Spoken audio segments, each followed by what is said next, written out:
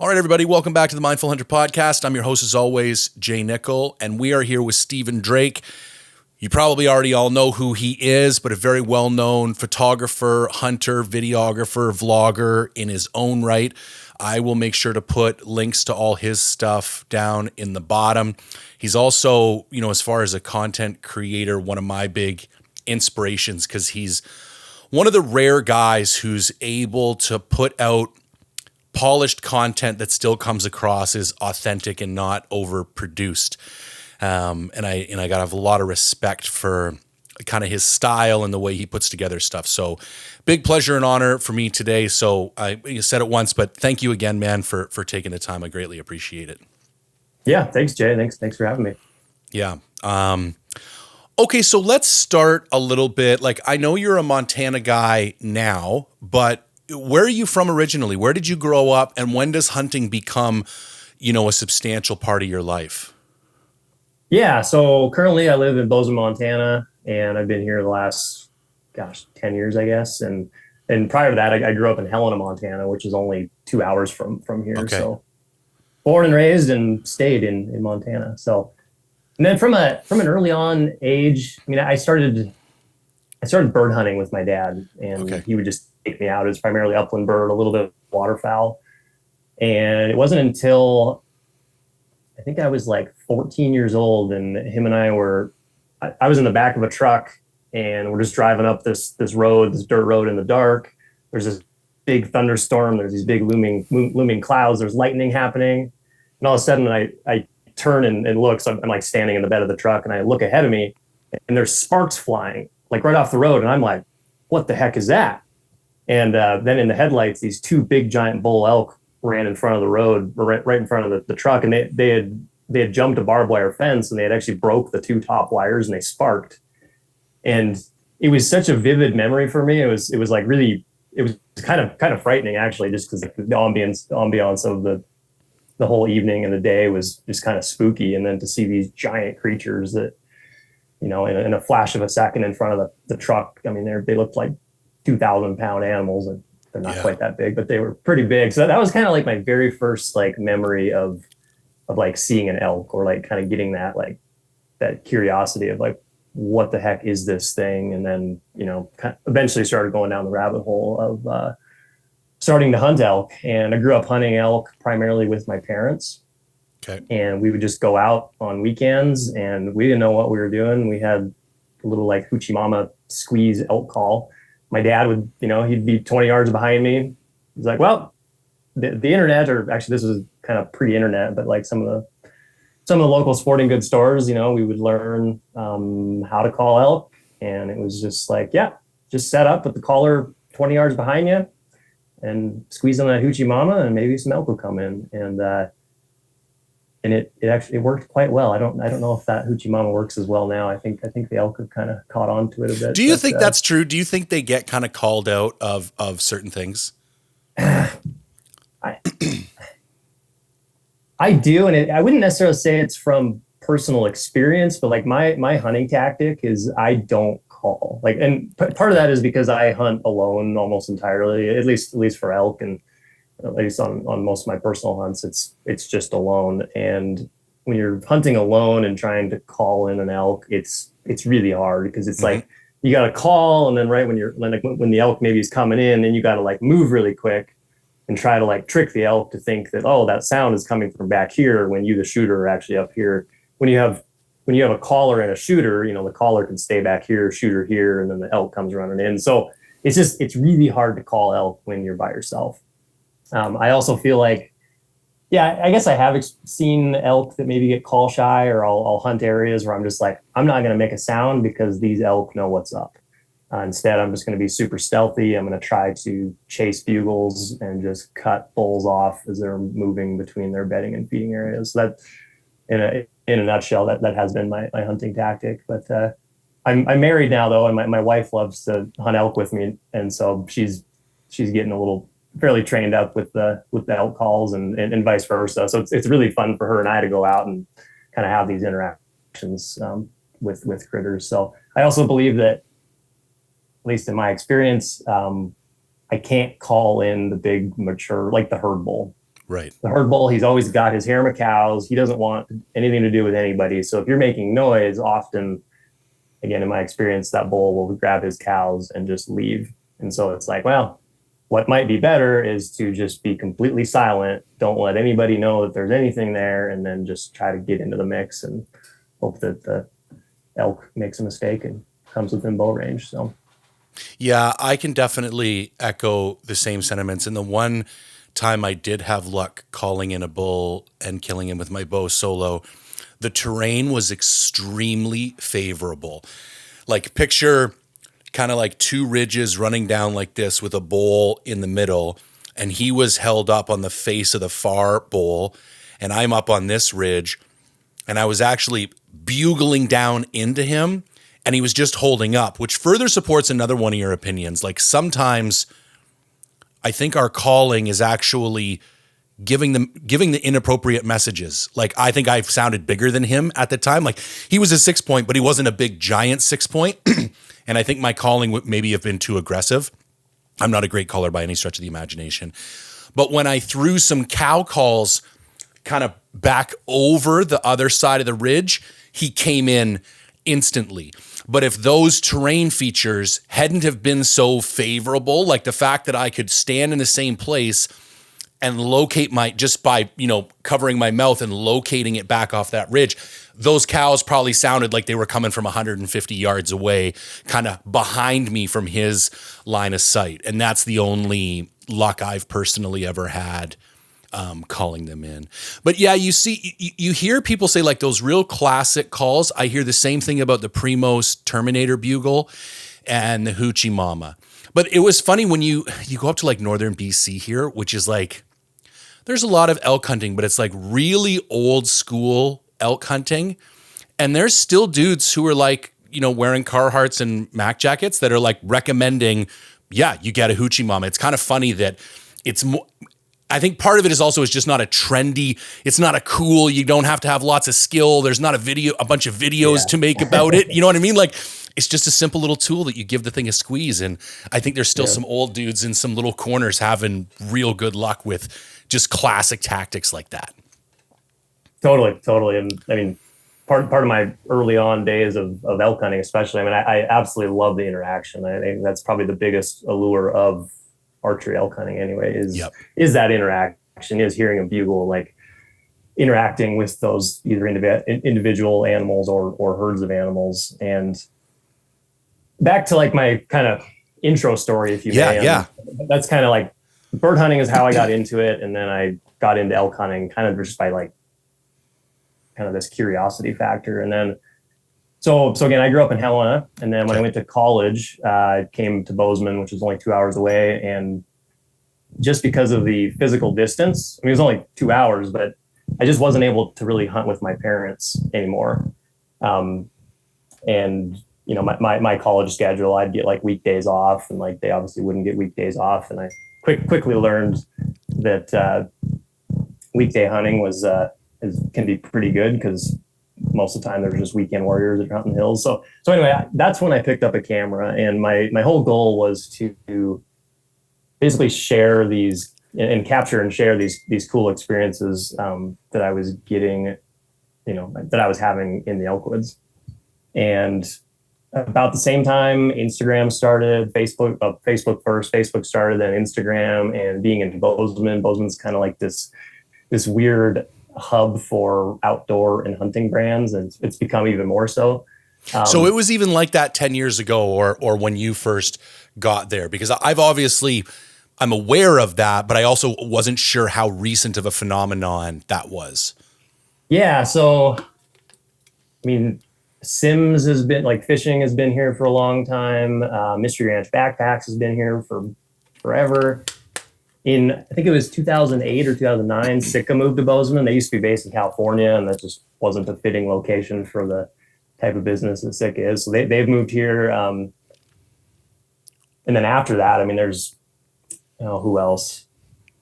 Well, Stone Glacier's there, right? Yeah, that's right. Stone Glacier's in Bozeman. Yeah. The whole Meat Eater crew is all there now. Yeah. So they've got, I don't know, is the FHF office?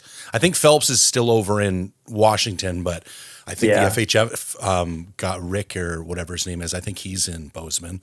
Yeah, FHF is in Bozeman, and there's just like there's so many. Yeah, it's a great location, really. But so anyway, it was kind of for me. It was like social media started. I started posting, and then being in Bozeman, and I like instantly got connected with a couple cool brands. Sick of being one of them, and basically, it was good timing. And what I was photographing and what I was sharing was, I guess it was groundbreaking at the time. I didn't think anything of it. I just thought, I was like, oh, I'm just like sharing these cool, authentic experiences that I'm having in the woods. And let me preface all this by saying, so I grew up skiing and like ski racing and doing a lot of backcountry skiing. And I really thrive in the mountains, and I love going to the mountains and experiencing just wild places, wild weather, and, putting yourself really outside of your comfort zone. And so what I was sharing on my social media and whatnot through photography kind of was that. It wasn't just like your stereotypical guy smiling with an animal that you've harvested. Right. It was like everything that went along to get to that point. And one analogy I use, and this is something I very much implement in my work as a photographer. So in 2011, I drew an elk tag in Montana, and like a special elk tag. And I spent 45 days hunting before I finally killed an elk. And so the kill, or like the classic trophy photos, like that was 1/45 of the entire experience of that hunt. And so to me, that's kind of like the perfect framework to like be like, okay, like what else is hunting? It's not just this tiny little end result. Like, yes, that is our ultimate goal when we're out there, is we want to be successful and harvest an animal. But it's like there's so many crazy cool things that happen along the way, and that's kind of what I have always been trying to capture, and what I've been focused on as a professional photographer and videographer now. So I think that's one of the reasons that your content speaks so directly to me. Like I try and make what I consider somewhat decent hunt films, and I think if you add them up now, I have more unsuccessful ones than successful ones. But I added it up the other day, and I have more views collectively on my unsuccessful hunts than I do on my successful hunts. And I was actually like, I find that really encouraging, because the thing that's always been the priority to me is that, like, I'm trying to tell the story of adventure. Like, my whole, inspiration was I killed my first backcountry animal, and I was trying to tell people about it, and like words were failing me. And I'm actually a fairly articulate guy, but I was incapable of expressing verbally what this story was like. And I thought, I think video is the only thing that's going to be able to do this.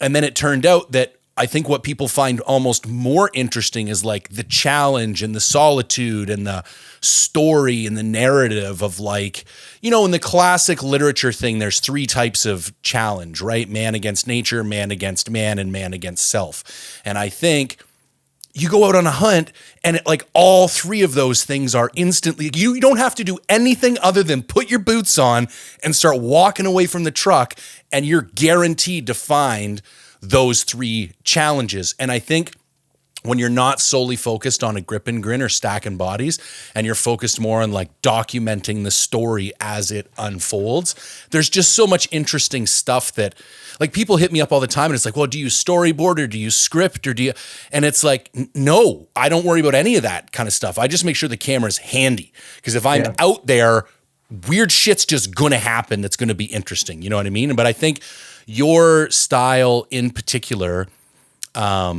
has really showcased that. And especially with like a lot of the vlog series, like there's a lot of the vlog series that are like pretty, I don't want to use like a word with negative connotation, like regular or mundane, or, but like they're not, it's not crazy stuff. Like you've got the whole every hunt, or every, what's that one? I don't want to say every man's hunt, because now I'm like anyone's hunt. Yeah. Anyone's hunt. That was a potential name for it. So yeah. And I can see why in this day and age, it didn't get picked.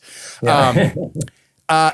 Yeah, but it's content like that is not particularly far out of reach for people. Like, it's attainable, Yeah. And it doesn't, because not everybody, like if you look at regular people aren't going out there and killing giant animals every year. And I think when they see a lot of these personalities doing that, they find it hard to relate to that.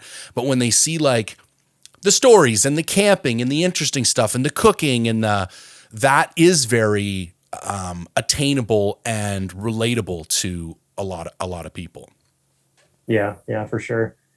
I always laugh because talking about the relatability and whatnot, and this is more happened. So maybe in the last like 2 to 4 years is like, so I do a lot of work for brands, Sika, Matthews, Yeti, a number of other ones as well. And what they want more of. So like I got into it as a photographer, and to me, like photography is also an art, but it's a ability, or it's a avenue and a tool to allow you to capture these cool, authentic moments. But lately, they still want photography, but they also want just like really cool clips, really cool moments that you capture with your phone. Right. And, partly because, we've got social media platforms like Instagram where it's like vertical videos do well, but also, everybody has a phone. Right. Or most everybody has a phone probably. And it's like, it's a very attainable thing for people to, film stuff with their iPhone. So there's like this level of like, oh, even though professional photographer, whatever, captured this clip, it's like, oh, I could do that too. He just filmed it with his phone, like no big thing. So there's been a huge like increase in need and desire from these people that I work with to capture more of that. So did you see that series Peter McKinnon did comparing like hyper produced reels and shorts with like real basic phone stuff? Yeah.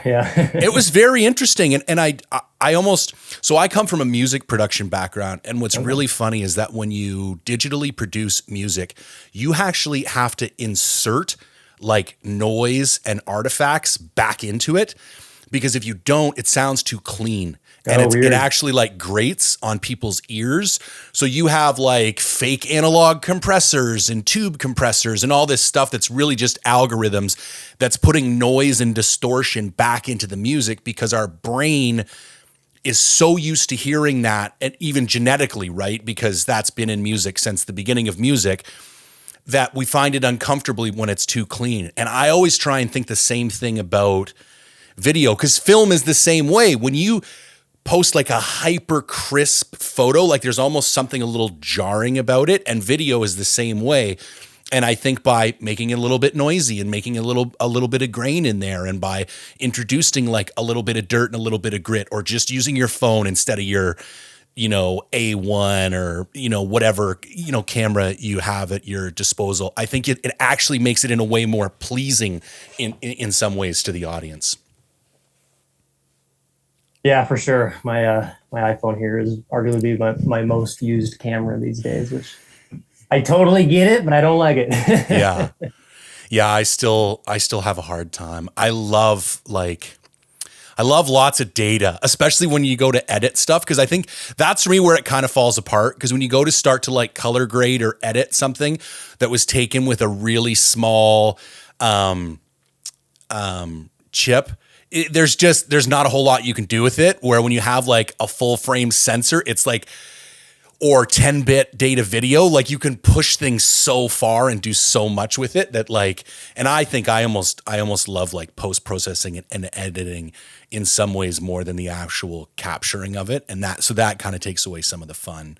Okay. So let's get back on track here. So you're in college, you feel naturally drawn towards capturing these stories and sharing them.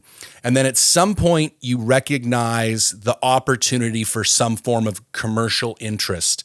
How does that happen? Does somebody reach out to you? Do you reach out to somebody? What's that chain of events look like? Yeah. So, I mean, I wish I could say that it was this like planned out like thing Right. that I was like, this is what I want to do in my life. It wasn't that at all.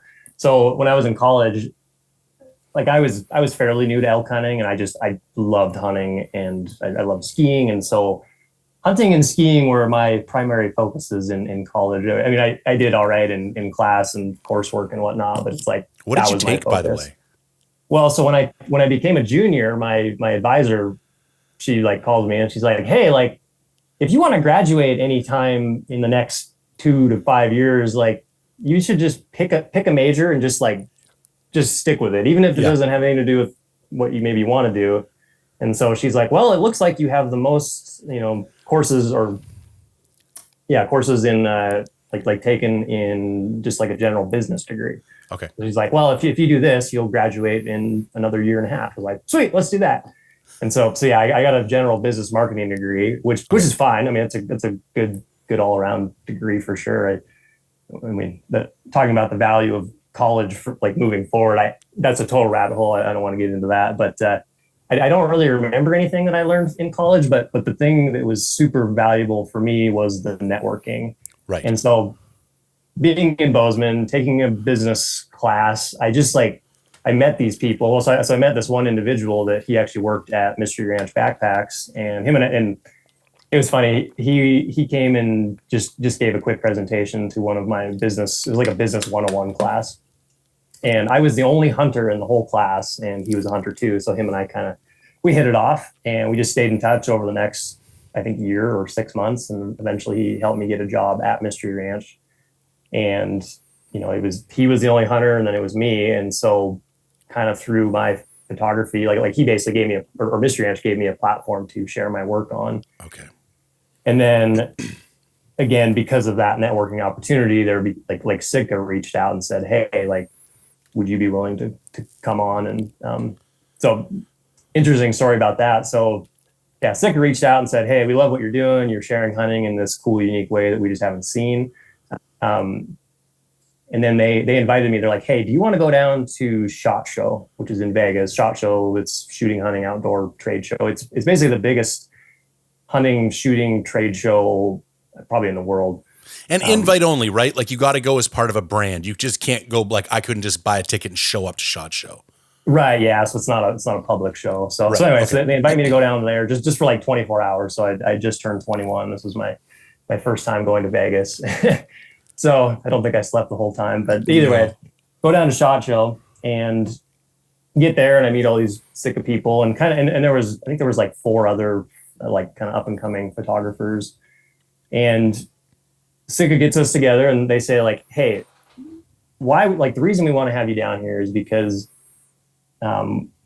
we want you to look at the hunting industry as a whole, because like the core of the hunting industry is at SHOT Show. And they said, we want you to see how hunting is being represented.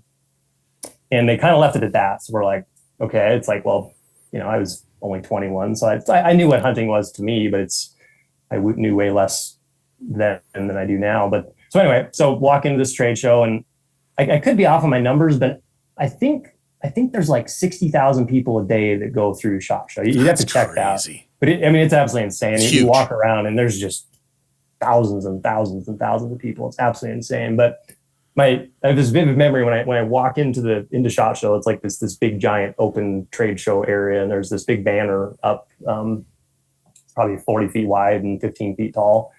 And it's this guy, and he's holding this big giant. I mean, it literally probably a 300-inch white-tailed deer, and I think it had an ear tag. And in the background, it's kind of blurred out. It's like shot on a low aperture, but there looks like a big old fence. Right. And I was just like, huh. And I was only 21. I didn't maybe have the foresight that I do now, but I looked at that. I was like, well, that's kind of weird. That's got to be a high fence, like, given hunt. And I was just like, that's weird. And then the guy that was holding he wasn't smiling. He was just had this like kind of like smug, stern look on his face, and you're just like, okay, weird. So I'll proceed to walk around the show for the rest of the day, and man, like hunting was. I mean, all the photos were of trophy shots, and again, nothing against a trophy shot. I just think that you're leaving out so much more, and maybe the more impactful portions of the hunt, or portions of the hunt that maybe connect better with people that either don't hunt or even people that do hunt. Like I was just like, where's everything else? Because it was all just photos of people like posing with dead things, and they weren't even classy photos either. They were like bloody and gory and tongues hanging out. And so anyway, so fast forward a month or whatever, and have another follow-up meeting with Sitka, and they're like, well, yeah, what'd you think? And I told them my first impressions, and Sitka's like, yeah, like we're pretty worried about how hunting is being represented in this space, and we're worried that, and you could say this even more so now. This was back in 2011, but they were like, we're worried that this is pretty progressive at the time, man. I'm pretty surprised to even be hearing this conversation. This is really interesting. Yeah, super progressive. So they're like, we're legit worried that the way that hunting is being represented, like we're gonna lose hunting. Hunting is gonna Right. get voted away, and I mean, I still think that hunting could get voted away, but Yep. it's like so Sitka was arguably the first brand to make a stance, and they were like, we're gonna change the face of hunting. We're gonna like do some progressive things and just basically share the whole experience of the hunt and try to maybe get people that are hunting curious or on the fence to adopt hunting or just like view hunting in maybe a different way. And it's kind of wild, so it's 2023 now, so fast forward or 12, 13 years, and it's like almost every brand is, I mean, it's changed significantly. Like what you used to see, which was primarily trophy shots, is now it's like it's all about the experience. Look at the Sitka film that just dropped with Rachel Yeah, Attila and her totally. dad. I mean, that is a prime example of stuff that has nothing to do with those types of images you were like. That's all. I would argue the kill is like a single digit percentage point in that, in the gross value of that film as a whole of the message it's trying to communicate.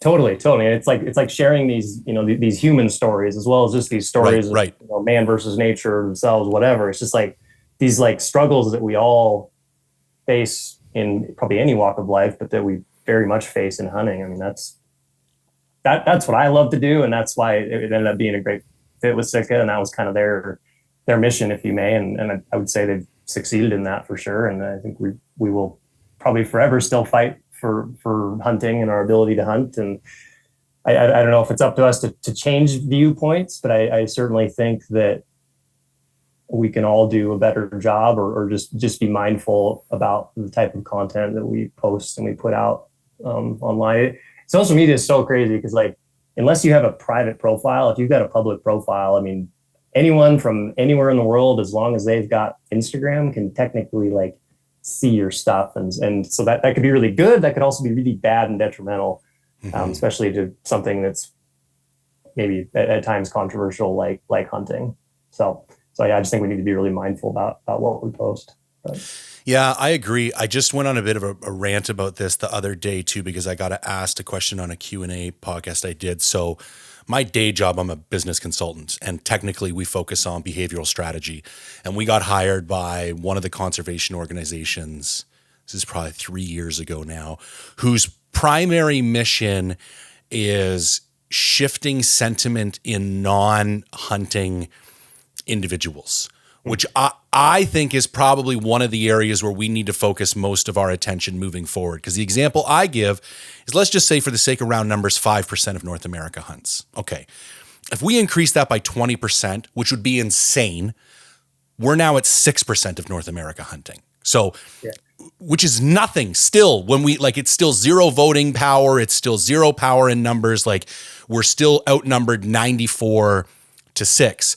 But if instead we focus, and we kind of coined this term when we did this work with them, non-hunting outdoor enthusiasts. So these are your rock climbers, your mountain bikers, your campers, your kayakers, who, other than the actual killing of an animal, have an unbelievable amount in common with us, like a love of wild places, a need for really large untouched space, a need for access points, a need for like all these things that they care about, we care about as well. The only difference is we also like to go in there and hunt some animals in these same type of places. And I believe it's a tricky line because I don't want to give up who I am. Like, I do still think it's important to be honest that I'm a hunter and I hunt and I kill things, and that's a fact of the matter.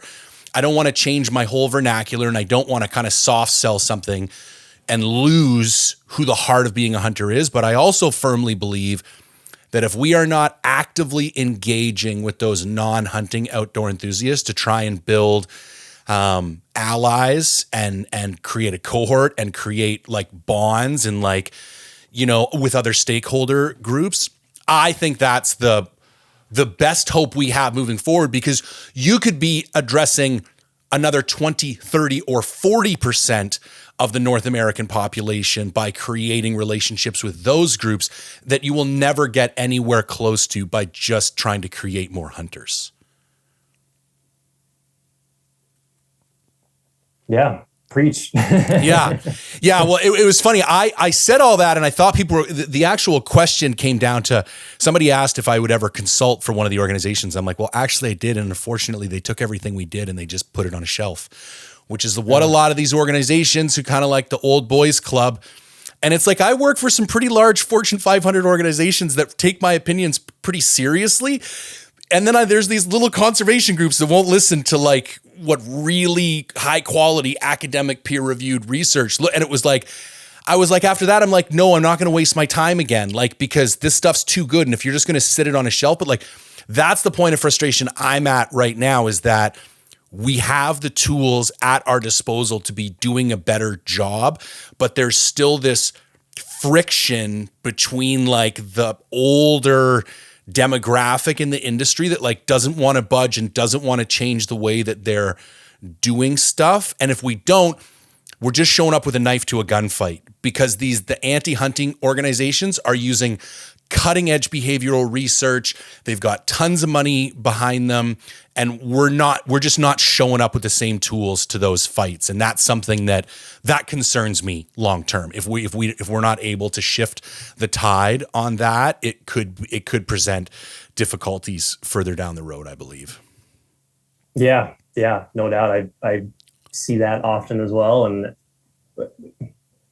I'm not super knowledgeable on this, but I like in the lower 48 in Montana, I mean, hunting is quite well supported compared to probably BC. And I've heard some wild things that maybe are happening in your neck of the woods, that, because like, you know, we've got like the Pittman-Robertson Act here, and like so much of the money that hunting and shooting creates, like that actually goes back into government for the sake of managing wild places, hiring biologists, all this stuff. But it's like, I think BC doesn't have anything like that. And so it's like, that's a hard, like, where do you go from there?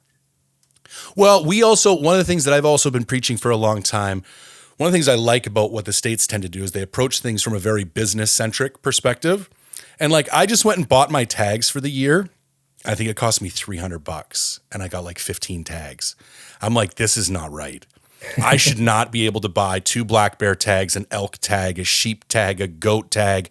Like, somebody needs to be charging more money for this, because this is insane that they're like 20 and $40 a piece, and you're hunting like animals that you can count the amount of places on the earth that you can hunt these things over the counter on one hand.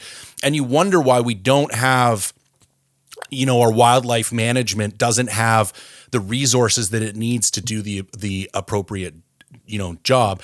Anyway, I could ramble about this stuff all day, but I think everyone would agree that if we want to keep enjoying the type of privileges that we have, we cannot be complacent, because they are the wolves are at the door. Pardon the mixed metaphor and the pun, but there's definitely things to be concerned about.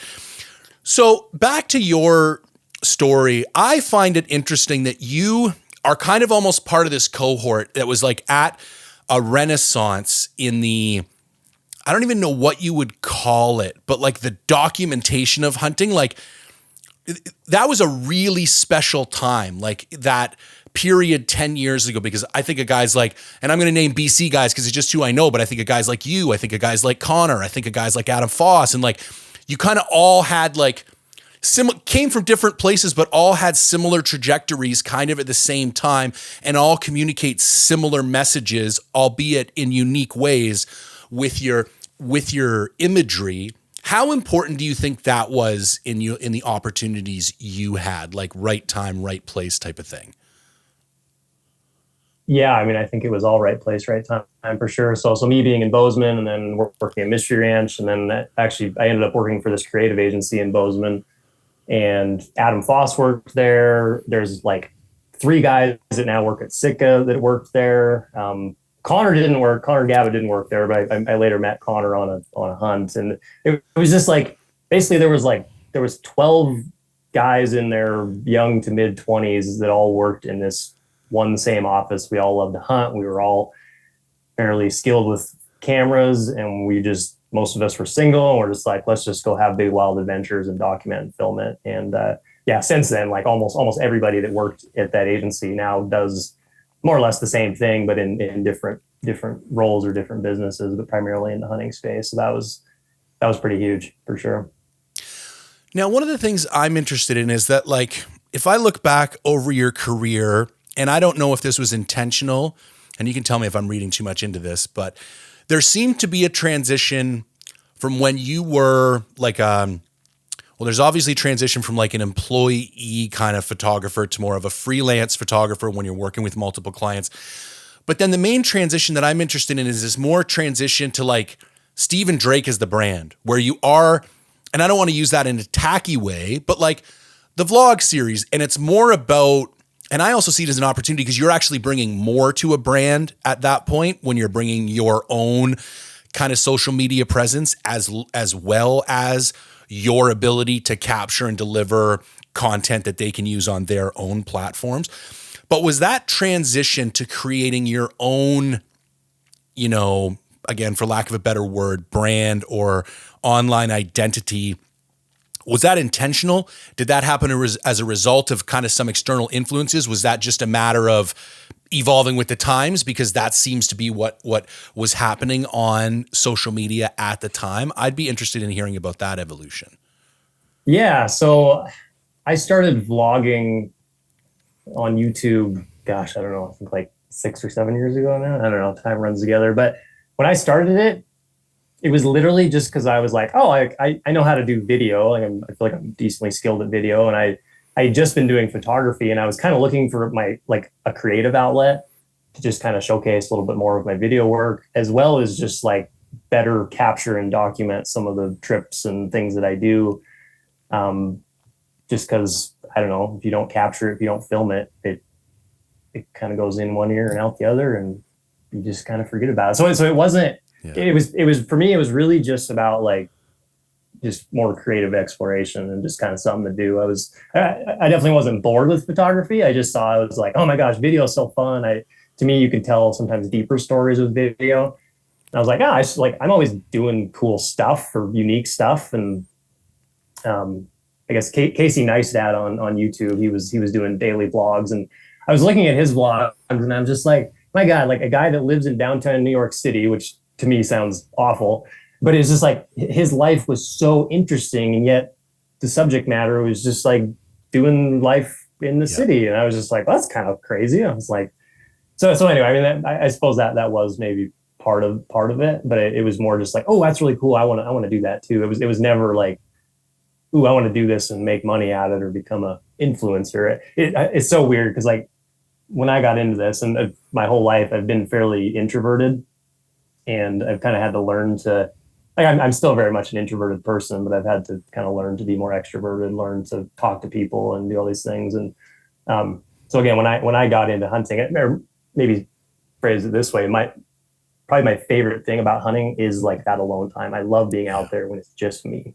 just like silence, and it's just you and nature and what happens, and you kind of have to rely on your own instincts to survive. And like, that's what I absolutely crave. And so I really don't actively like bringing other people into it. But with the camera, that was kind of a way for me to like not have somebody else there, but then also be able to kind of share and document kind of some of the things I was doing. So yeah, I started doing that, and I've never really gotten a whole lot of views on my vlog, but it has created a pile of different work opportunities, from, you know, shooting other video projects around other people or other brands. And, you know, we can talk about Instagram too. So again, when I started Instagram, I was like, I'm just sharing the cool photos and places that I go. That's all that it was. And I mean, now I've got like 50,000 followers, and it's weird because it's just like, again, I'm this super introverted person, and yet all these brands are like, hey, we really want to work with you, and like, we want you to just keep doing your thing, but like, use our products and we'll pay you. I'm just like, this is so weird. But I mean, whatever. Is what it is. I can relate. You have no idea. And it's funny, I actually spent 10 years as a DJ, and everybody was always shocked because I'm so introverted. And I kind of viewed like turntables the same way I view the camera. Like, it's a way for me to like have this physical barrier between me and everybody else.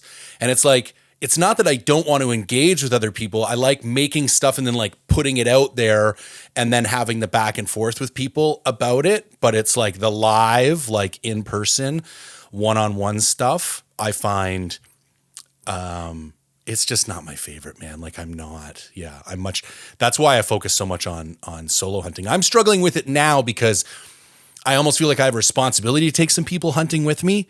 And I'm like, I know I should be inviting somebody out on Friday, but it's like, I just want to go by myself. Like I don't, like I do, like I just want to be by myself. So that's so funny. One of the things I'm interested in, and I'm not asking this to be, what's the word I'm looking for? Not contradictory or looking for some kind of, how did you negotiate for your own ethics and your own morals, those conversations with brands? Because that's something, I do a lot of gear reviews and I have this whole non-sponsored, non-biased thing, and that's my own road, and I respect other people in their roads. But I think there's a lot of people who would be interested in those internal because I think you are a guy that has integrity. I don't feel like you're some guy who's just shilling stuff. Do you know what I mean? But you do have relationships with brands, and like representing their products is part of what you do and part of how you create revenue, which I think is completely acceptable. But what are some of those conversations with yourself look like? And what are some things that maybe need to be in place for you to feel comfortable, or some red flags? If you see certain things, you're like, maybe this one's not for me. What does that look like for you? Yeah, that's a great question. So for me, and I don't know, call lucky, but it's like I only work with brands whose products I truly believe in. Right. A couple times I've like signed on before I've actually even tried a product, and I very quickly learned that was really stupid because often those products weren't like up to snuff. And so now, and I've kind of always felt this way. It's like I will only represent a brand's products if it's truly 100% like something I would actually use or I believe in, or that it's like game changing.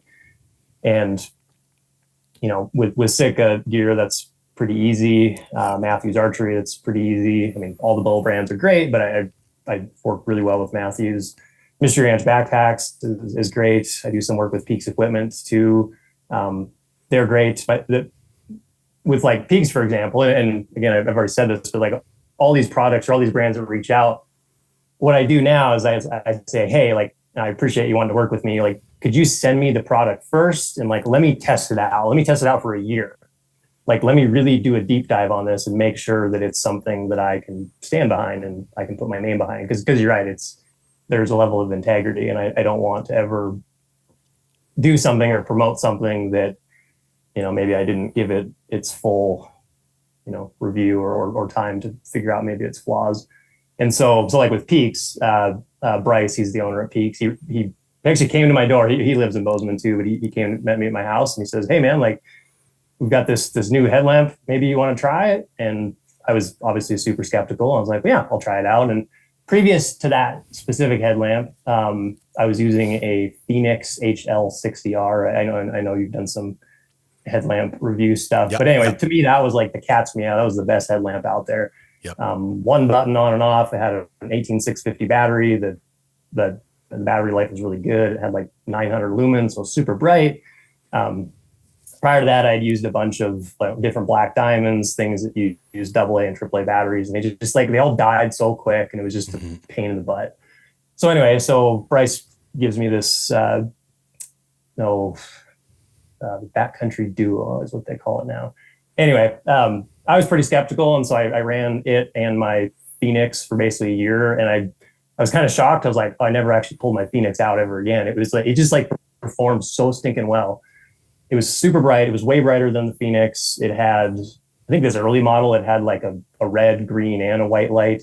So maybe too many gizmos, but so yeah, it worked really, really well for me. And I put it through its paces for almost a year before Bryce and I had a follow up and said, like, I was like, hey man, like, this thing's pretty legit. I don't know how you guys got to where you did, but it's pretty awesome. And if there'd be an opportunity to work together here, I'd love to do that. So that's how that relationship started. And I would say that's how pretty much all of them start. Often it's a product that I'm already using without a brand, giving it to me. I'm just like, oh, I've just been using this tent or this water filter for years. This is my favorite thing. And then, brand will reach out and be like, hey, like, we love what you do. Like, any chance we could like work together? I'm like, well, I'm already representing your stuff. So absolutely. It's very encouraging to hear, goes. man. Yeah. I appreciate that, because I do think sometimes I might come off a bit harsh, or people might misconstrue what I'm saying, and that like nobody should be sponsored ever. And it's like, no, that's not what I'm saying. Like, there are individuals who apply some integrity and, choose who they work with based on some, characteristics that are really important to them. And I think in the best form, like, because I'm kind of coming around a little bit, because sometimes like a whole bunch of people will go out and buy something because I recommended it. And you can't help but think like, oh, it would have been nice to enjoy some of the fruits of that. Do you know what I mean? Like, I created all this video and I just created a bunch of revenue for a company, and you don't participate. And so I do think if it is an authentic relationship, I don't think there's anything wrong with participating in the benefits of a good product from a good company. Like, there's a handful of companies that I really like. And I even think I'm almost like, I've done so many technical gear reviews now. I think almost what's one of the things that's mattering, at least if not as much, maybe more to me now, is like the ethics and the principles behind the companies themselves. Because now I'll be at a crossroads where like two companies have like kind of a similar product, but like the way the one company approaches selling it or manufacturing it or dealing with their customers is like really not that favorable. And the other guy, he might be a little bit more expensive, but it's like just the integrity the company has and the way they deal with people. And it's like, okay, so maybe the other one is cheaper or has one more feature or something like this. But this other company just represents, that's the type of people that I want to support, especially in our industry. Like when we talk about, all the contentious things going on, I think it's really, really important to support companies that are supporting hunting and that have like really good integrity and authenticity. So yeah, thanks for sharing that, because I do think, especially with all the people coming up these days, that's a question I get. It's constant, like, how do I get sponsored? And it's like, man, if that's the first question you're asking, like, it's the wrong question to ask. Like, if you don't just love making content for the sake of making content, go do something else. Because if the only reason you're doing this is to get some free gear, it's going to be a very short-lived, engagement for you. There was another question I was going to ask, and now it slipped my mind. How are we doing for time? I got some Instagram questions I wouldn't mind closing out with. Yeah, no, I'm good for another 15 or 20 minutes probably. Okay, so perfect. Just let me open this up.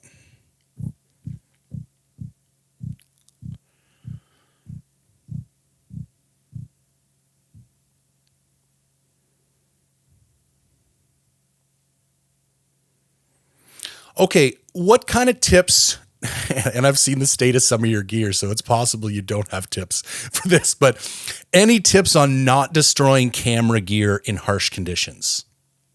I mean, I don't know if this is a tip, but I love shooting in harsh conditions. That's maybe what I'm known for. I don't know. I mean, it all boils back to like me wanting to be in uncomfortable, wild outdoors, mountain situations. It's like, that's the time you need to be shooting. Like, you don't, when the weather's terrible and it's steep and whatever, it's like, that's when you should be pulling your camera out of your pack and shooting versus putting it back in your pack and not shooting. So my camera gear, also, if someone wants to buy any of my camera gear, I would highly not recommend it because it's been used hard.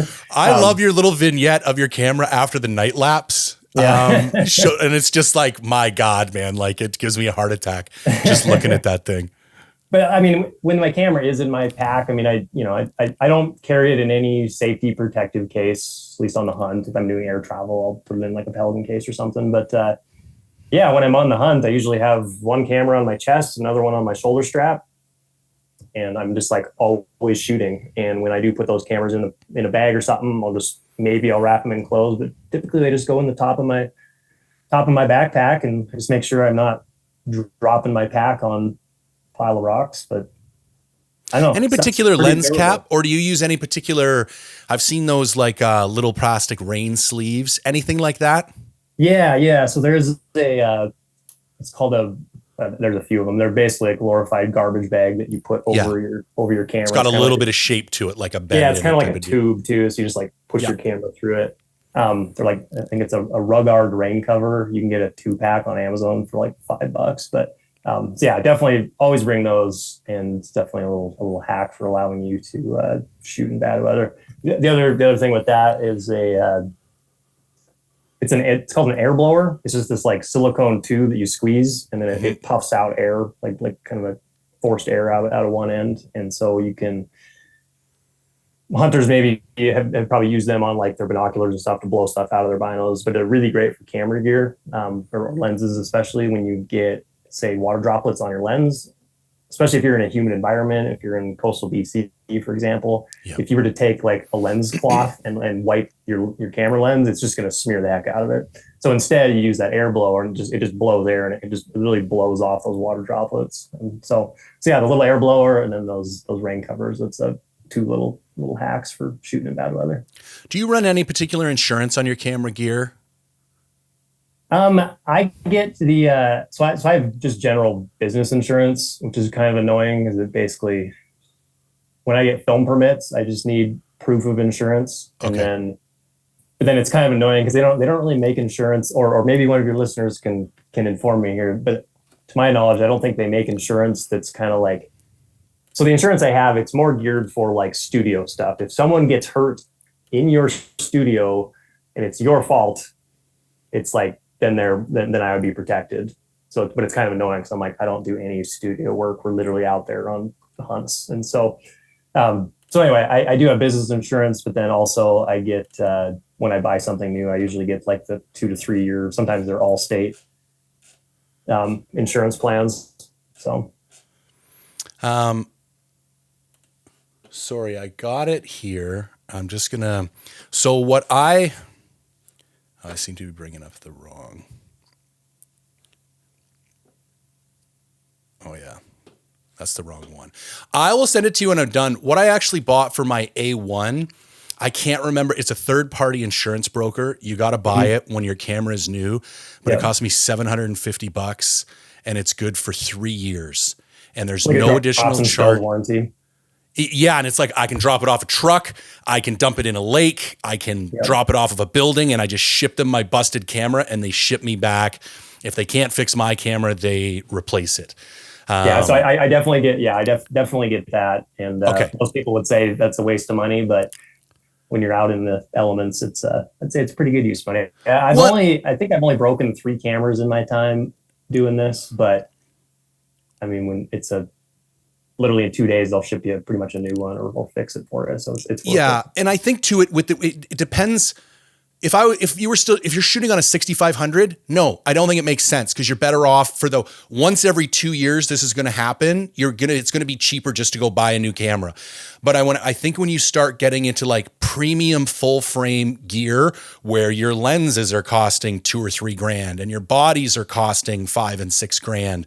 Spending $750 for 3 years worth of coverage, and just for the peace of mind, like I don't want to think about, I don't want worrying about my camera to keep me from doing something that might end up capturing some cool content. You know what I mean?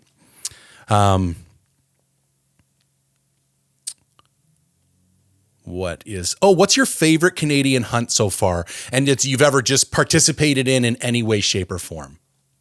Ooh, probably the winter goat hunt that you and I ran into each other on this year. And the reason why is because, so I'm only 34, but I'm just like, every year that I get older, I just want to make sure that that I still got it, that I'm still like, tough.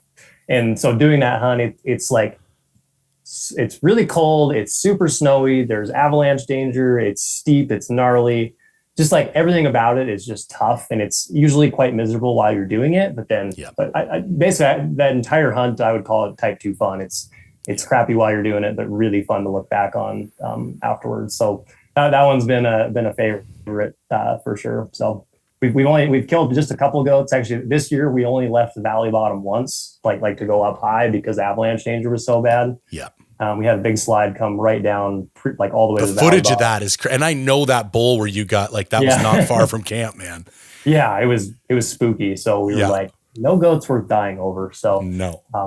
yeah, I drove all the way up there. So it was like a 40-hour drive to basically hike up a big valley and never really go off the bottom. So but that's it's my favorite one. It's just one of the gnarliest things I've done and continue to do every year. So There's something so special. Like nothing will ever replace winter goat hunting for me. yeah. Like to me, it's the ultimate personal challenge. Like I think there's other hunts that are also challenging, but when you throw in those temperatures and those conditions and that terrain, I don't know. It holds a special place. There's nothing else like that. On that note, tips on backcountry skis for up and down access to snowshoe and goat country. This is a great question because I'll give some context here. You guys really opened my eyes because in my head I had an image of what I thought you'd be able to do on skis.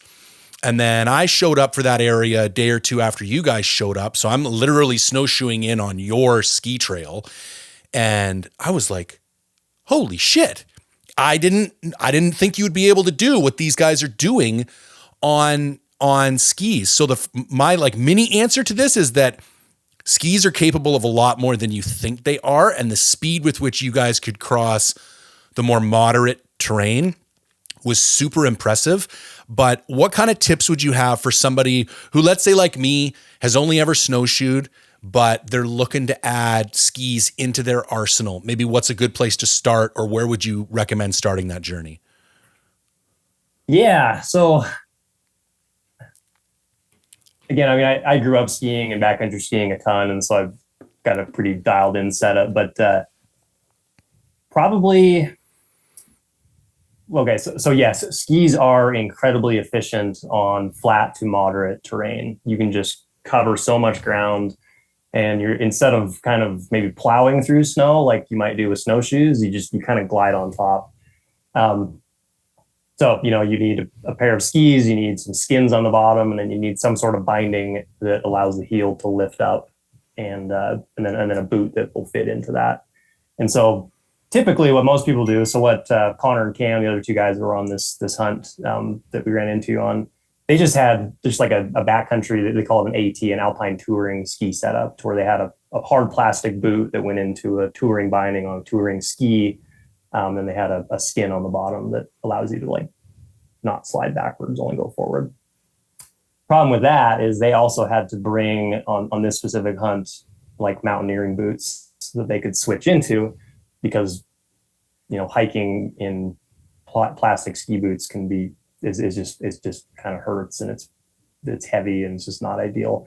Also, if you wanted to use snowshoes as well, you'd kind of need maybe like a softer, more plastic, or a not plastic boot. So what I've got is they're let's see, so they're 170 centimeter skis with just skins on the bottom, and then the bindings I have on them, these are old bindings. They don't even make them anymore. I found a couple pairs off eBay. They're called Silveretta 500s, and what they allow you to do is basically any boot that's got a toe and a heel welt, like the little that you need for crampons. Yeah, as long as it's got a toe and heel one, you can actually mount it in that boot. And so what I did on this winter goat hunt is I just had one pair of boots. I just had a pair of mountaineering boots. Oh, that's very interesting, because I did think you needed two pairs.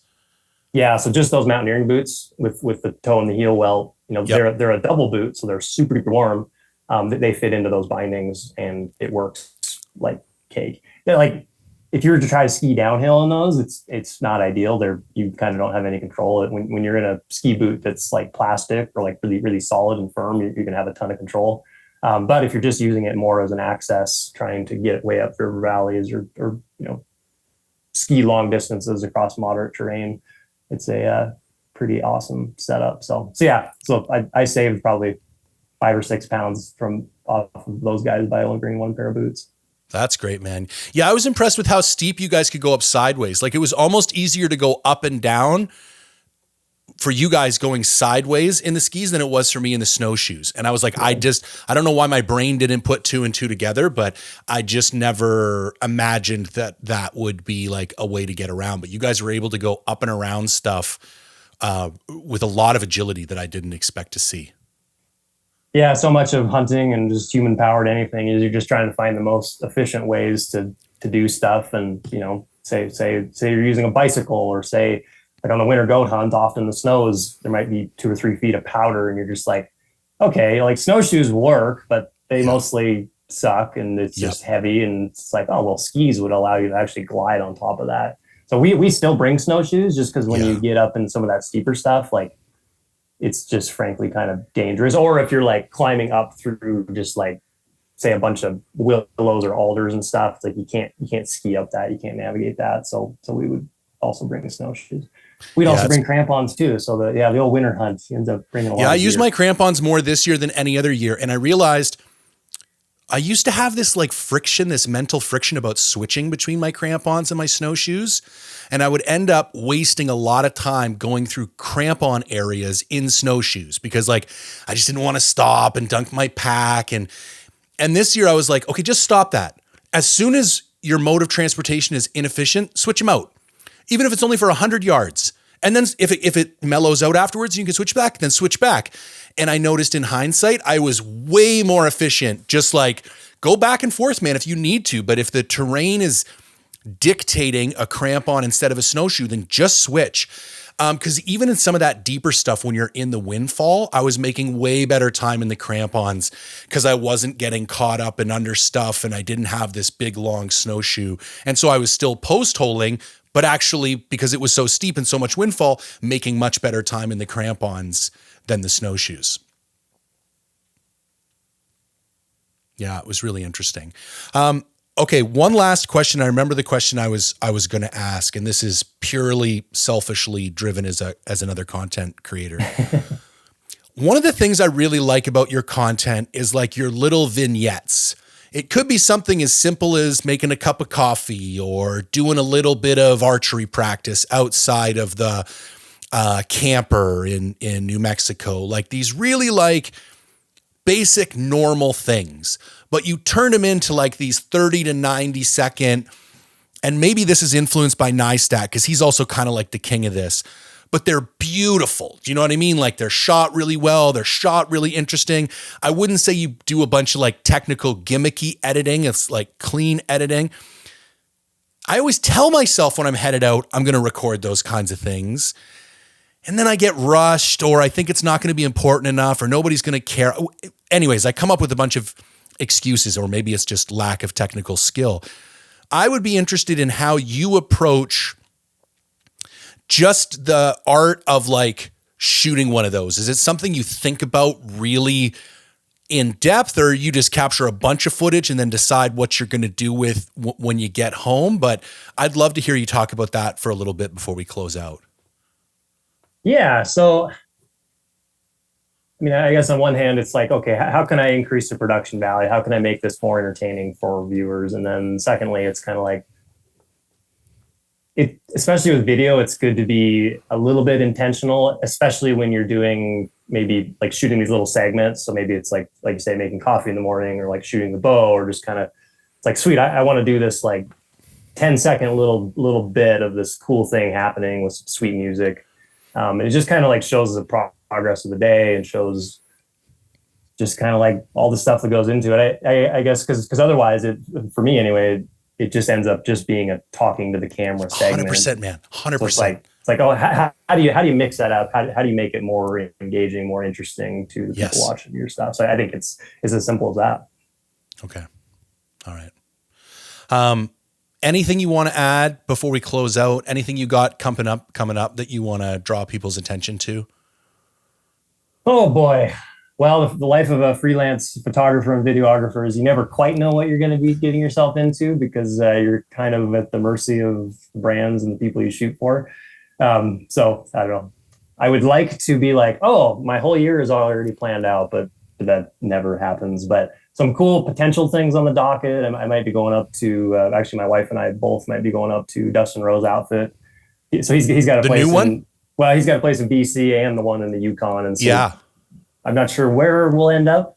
Okay. But we'll probably might go up there for a month this summer, to be really cool. Oh, that'd be amazing. Either one of those would be outstanding. Yeah, For sure. I'd love to go up. Yeah, he's in some really cool. I'm going to be not right beside, but in not too far, doing a fly-in caribou goat archery hunt in September. Nice. Rad, that's going to be in some of his similar terrain.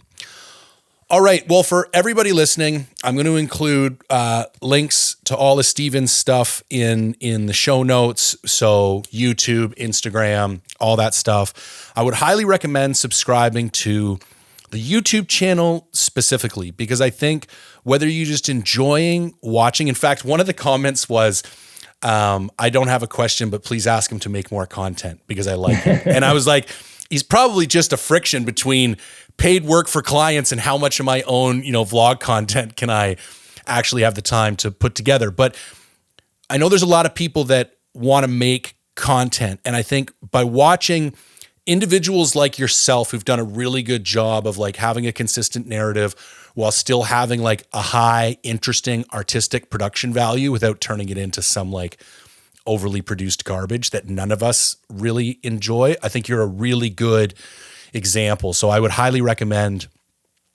subscribing to Steven's YouTube channel for that. But other than that, man, I've been waiting to have this conversation for a while. And then when I ran into you guys, I'm like, okay, I just got to reach out because that was far too much of a coincidence. So thanks again for taking the time, man. I greatly appreciate it. Yeah. Thank you, Jay. Thanks for having me, and good luck on your September hunt. Yeah. Thank you very much, man. Cheers.